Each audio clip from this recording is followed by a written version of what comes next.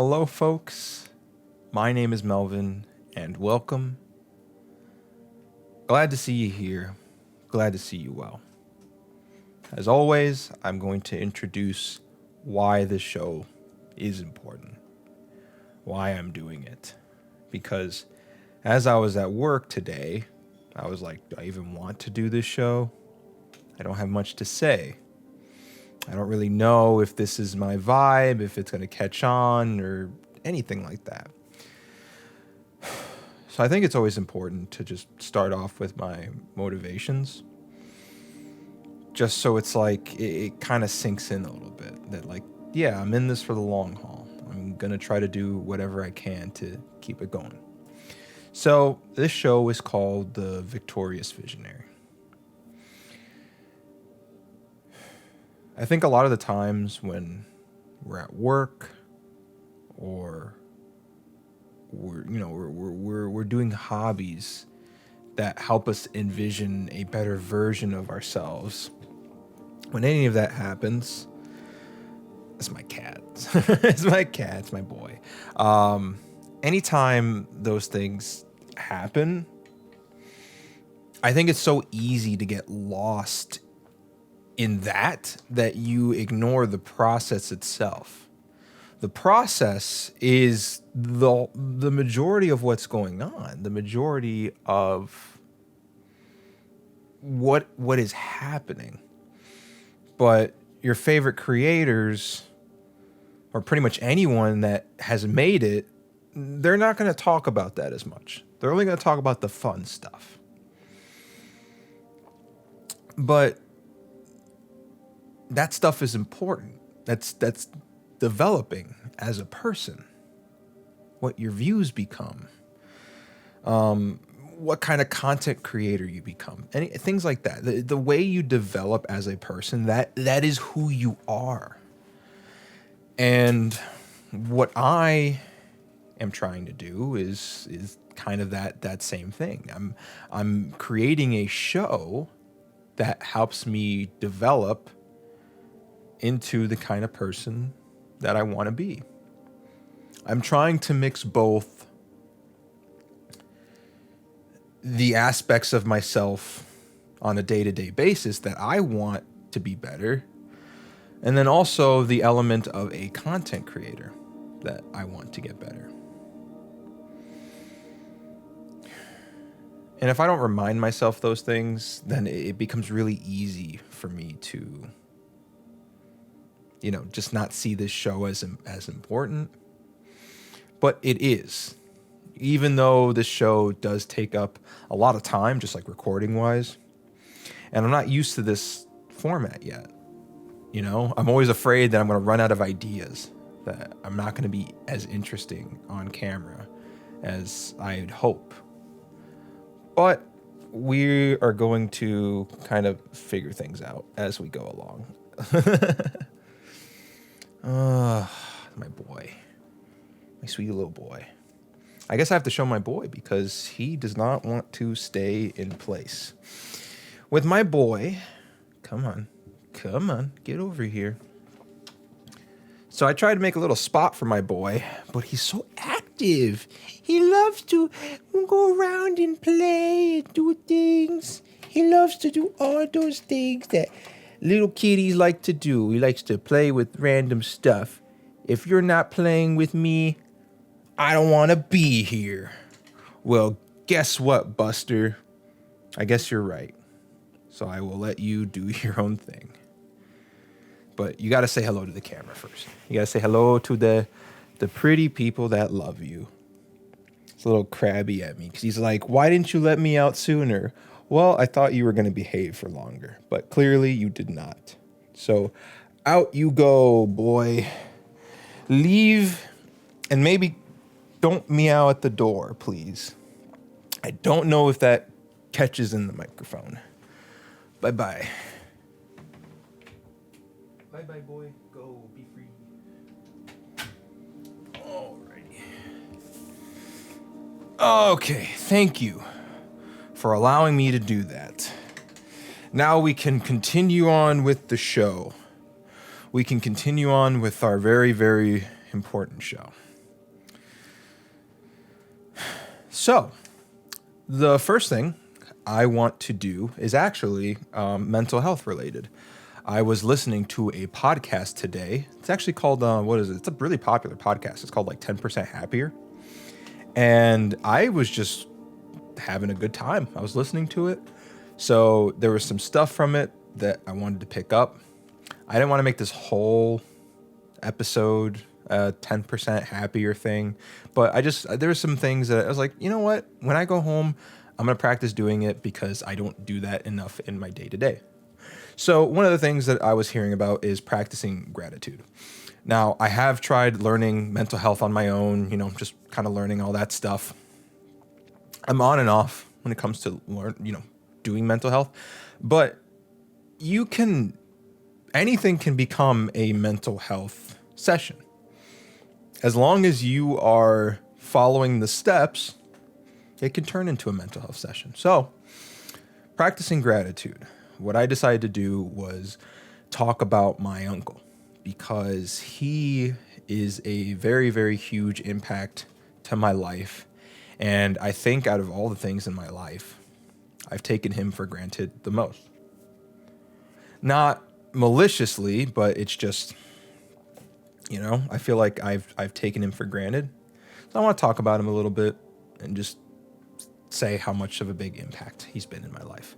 So, my father, I didn't really know my father growing up. He wasn't really a part of my life. That never bothered me. That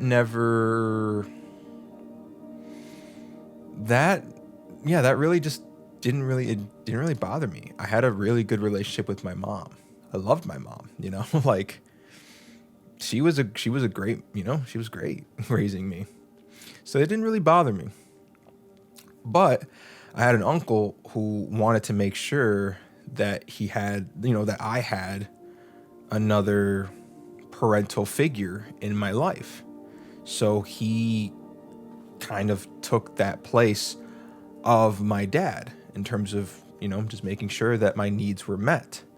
But there's some caveats there. One, I never saw him as my dad. Like, I always knew he was my uncle. I always called him Theo. He's my Theo, He lived in a different state than me. I lived in Wisconsin.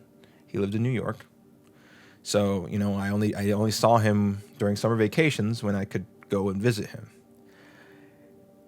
And, it was just like, that's pretty much the two main things. And even though those are big caveats, I still had a really good relationship with him. He called me all the time. He made sure just everything was taken care of. If I wanted to do some sort of sport, he would make sure that would get taken care of. If I needed money, he would make sure I have the money. He was actually, I don't like talking about this because I don't want to put my mom under the bus, but she didn't save money for my college, but my uncle did. Like, my uncle had a feeling that I was going to go to college, so he saved up money so that I could afford college. And I really that is, I don't know many family members that do that. And the ones that do, you guys are awesome, because college is just really, really, really expensive. The one thing that I admire about my uncle the most is I have never seen anyone with the instinct to want to help people more than him. His want and need to help the community is astounding. If there were more people like him, maybe we wouldn't need machines because we could just run off of human power alone. But he does an amazing job in bringing communities together. He will take the mantle of being, the leader and making sure everyone's taken care of. The last time I visited him in the Dominican, he was teaching kids chess, once a week. Not only that, but he would actually pick them up. he would pick up the kids and make sure that they would learn chess, that they would have some sort of extracurricular activity. And I can't do that. I don't have the patience for that, and he does. I don't know many people that would do that. And I just think that's amazing. That is phenomenal. I don't think I've given him enough credit for doing something like that. He doesn't get any credit for doing it. He just loves the idea of making sure kids know how to play chess. That's his reward.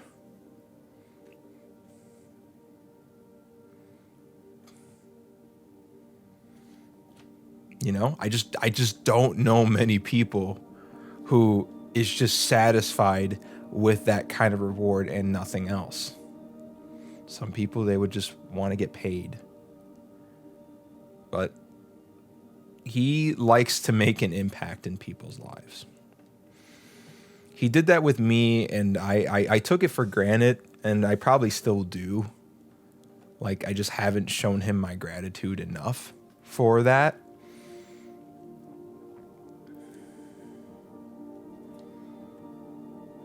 The early years in a kid's life is really important. And he wanted to make sure that I would have everything I needed, even at a young age. Because like I said, as far as as early as I could remember, my dad wasn't a part of my life. So that's an early age. That's early, to not have a mother and a father. It's inconvenient. A lot of people go through that, and they're just fine. But it's still good to have a good base, And for a single parent, that's really difficult. So to have someone kind of share that load a little bit is phenomenal. It's fantastic. I don't know many people who would do that, but I appreciate that. Let's continue on. I see another mental health thing. And I think a bunch of these topics are mental health related. So we're just going to go down the line and just talk about it for a little bit.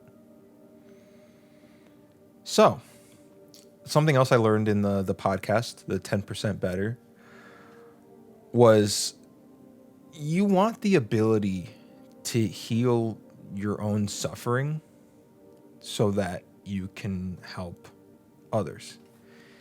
But in order to heal yourself, you need to understand that as a human being, not only do you live with trauma, but you are surrounded by it. Your brain doesn't let go of trauma very easily, That's just how our brain works. It's how it's wired. Or maybe it's the way society is created, but I think a lot of just how we think is just years of evolution, anxiety, and the things like that. There's a lot of suffering. There's a lot of self-doubt. There's a lot of telling ourselves what we did wrong in our day. There's a lot of us out there thinking that we'll never find true love, true happiness. There's a lot of us that are willing to put ourselves down for any simple reason. You slept in 10 minutes, you slept in by 10 minutes. That makes you late for work. You ate out again. I could just go on and on about all those things. But it's something like this show or journaling or meditation where you're giving yourself the opportunity to look back at that and say that you're just a human being. You are just one piece of this giant puzzle, and you're probably an insignificant piece. What you do on this planet is, so during the podcast, there was this interview, and she was talking about how she was a doctor, but she felt like no matter how many times she was helping clients, no matter how many times she was giving them the right advice, they would just not listen. They just wouldn't care. But she wanted to help people. But then she realized that that part doesn't matter as much.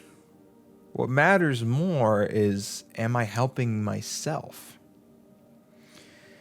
Am I to where I need to be in order to help people? And that's where she realized that mental health is how she could get there. And that's how she can help as many people as possible. And I just thought that was such an astounding revelation for her. To go to school, to pay all this money, maybe she was in debt, I don't know, but she, just to be a doctor, and then to realize that spirituality is a much better medicine. Not only that, but she did a great job convincing me that she will help way more people spiritually than with medicine. Wow. And in the interview as well, she talked about something very, very traumatic. Like I was feeling really sad when I heard about it. But she was talking about, well, before I do that, give me a sec. I just need some moisture.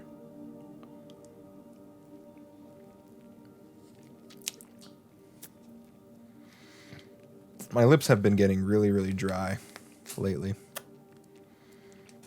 Really dry. Moisture. Anyways, she was talking about how she was in a relationship and her significant other was really into spirituality. It was all about love and caring and sharing. But throughout her life, she would remember the days where she didn't feel like spending time with him. She felt like sulking in her own misery. And then one day, he was in a really bad car accident. And it was like dead, just instant. And she said there was just no experience like it, where you loved someone and you spent the night with them. And then you spent the very next night and they're not there. They're completely gone.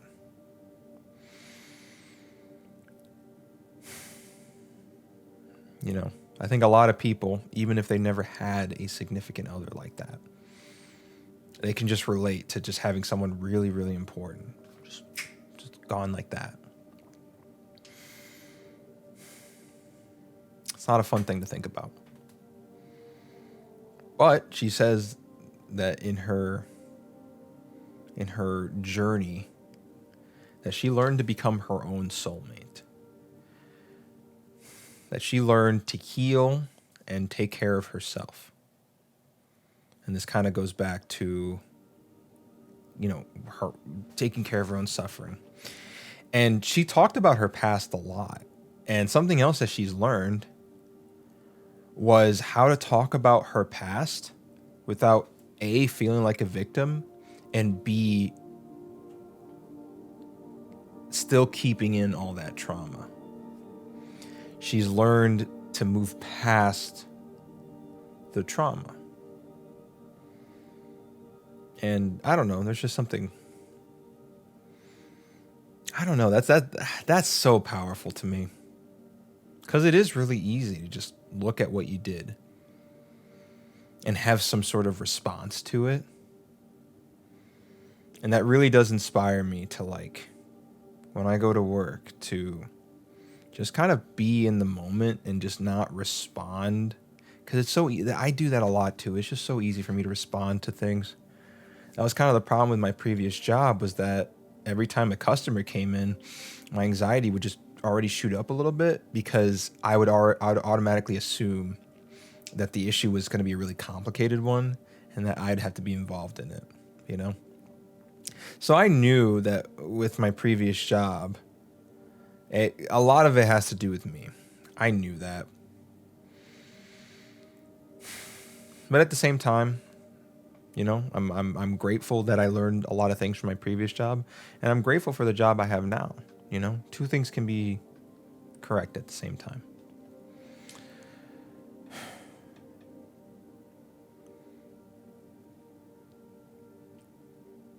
This content here,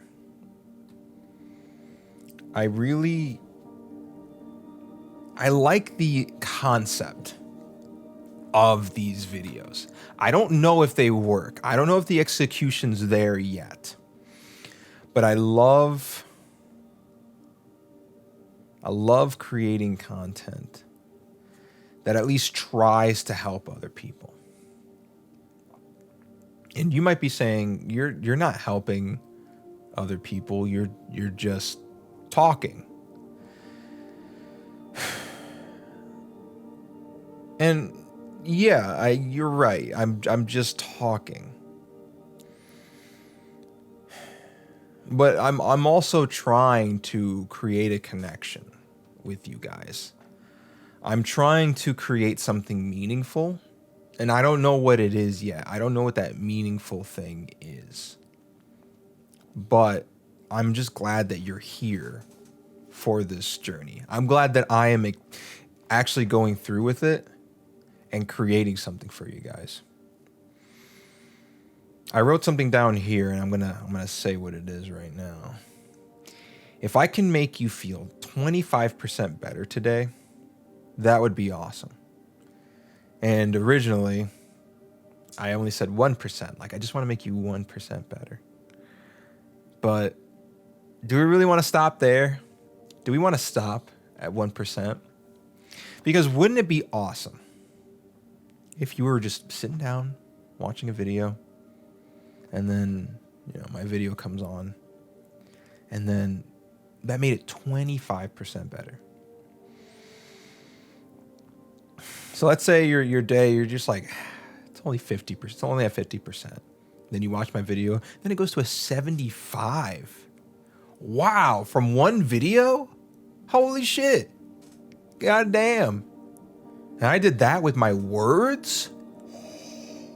Wow.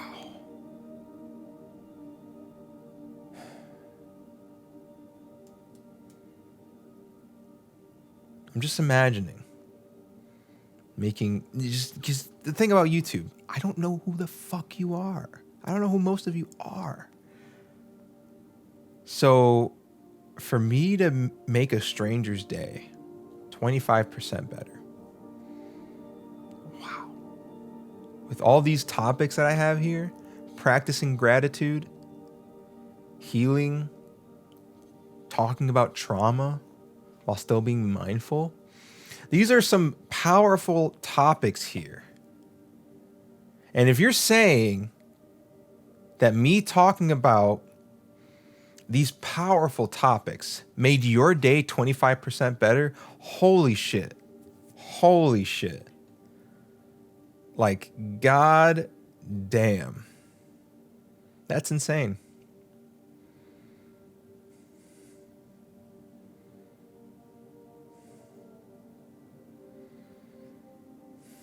You know, I hope it happens. I hope it happens. I hope your day just got 25% better. Because that's going to be my goal for every video.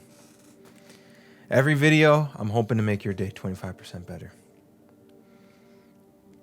We're going to end this with just some up-to-date topics. Just some stuff I want to talk about before we end this. Yeah, Google is trying to make employees, this is an older story, but yeah, Google is trying to make employees go back to the office.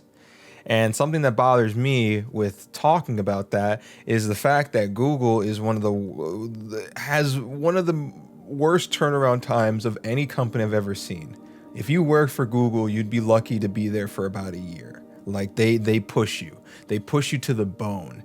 And then now you're telling me that one of the things that made working for Google tolerable, working from home so that you can manage your work/home life better, they want to take it away, either give you a hybrid style where it's like, okay, some days you got to come to the office, some days you got to work from home, or just completely come back to the office. Like, what else do I need to say? Google, in terms of your work life, it fucking sucks. It is horrible. Like, you want to, you want to use the slogan, don't be evil, but how about just some common mental health sense? How about just care for your worker, okay? You're rolling in all this dough, but it seems like their higher ups are the only ones who get to enjoy any of that. Like, sure, if you work in the office, you get some free grub. Delicious. But if the employee doesn't want to be in the office, then there's no point, is there? You know? Doesn't that seem a little strange? Isn't that a little bit goofball? I don't know. It's just that Google, come on, dude. Come on, Google.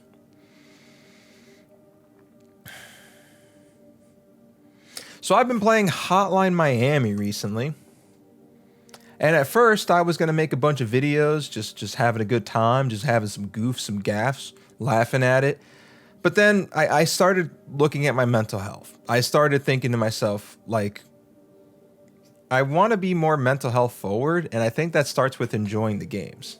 Like, sure, I can make videos funny, but I should just enjoy the game first. I should just try to enjoy the game. So that's all I want to do. Just want to enjoy the game. But I'm having a good time with it, you know? It makes me think of, just what being a psychopath is all about, you know? Because, man, you need fast reflexes if you're a psychopath. Everyone wants to kill you. As soon as they see your fucking face, they want to shoot it off. And they're accurate when they do it. They don't mess around. The dogs don't mess around. The people don't mess around. And the thing is, even when they're on the ground, they're going to come back up and try to shoot you again. Some of these enemies, they take more than one bullet. How much are they getting paid in order, like... You know what's funny? I was just talking about Google, so it's like, man, which work balance is better? I'm kidding, but it's like, man, these people must get paid an arm and a leg to be willing to get those things shut off, just for this random dude and this random organization that they work for. Maybe their lives suck. Maybe their lives suck so much that they're like, okay, one of two things can happen. Either I'll work for this random organization, make a shit ton of money, retire and move on, or I just get shot in the face and I never have to worry about my life ever again. Their life must be just so bad. In Hotline Miami, their life is, what is it like? It's supposed to like replicate like movies from the 70s and 80s where it's like that type of action was just so hyper. It was just to the max, to the extreme, but it just ignored every other idea and concept that we didn't focus on. We didn't focus on the person's mental health. We didn't focus on how fucking difficult it would be for one person to take on an army. But those movies would do it anyways. What I like about Hotline Miami is that it just puts some of those other details into perspective. Like if someone like this really did take random jobs to just shoot a bunch of fucking people, he would be a maniac. And what would the perspective of that maniac be? What would be his story? And I love that. I like that. I don't know. I just like that. Nothing much more to say. Well, what else do I need to say? But anyways, yeah. Thank you guys so much for listening. I appreciate you guys.